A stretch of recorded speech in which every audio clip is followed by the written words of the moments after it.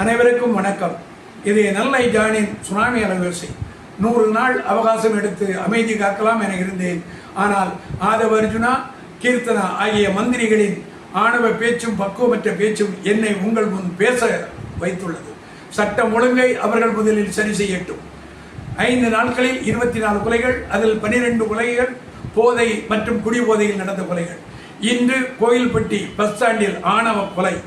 அது மட்டுமல்ல, 820 ஏக்கர் விளைநிலத்தை எடுக்க சிப்காட்டுக்கு முயற்சி. ஈரோட்டில் விவசாயிகள் விசில் அடித்து போராட்டம். விஜய் அவர்களே, விசில் சத்தம் கேட்கிறதா?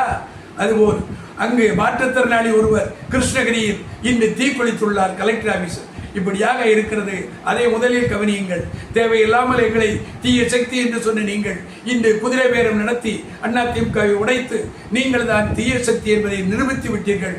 உங்களுடைய பொய் இனிமேலும் மக்களிடம் ஈடுபடாது.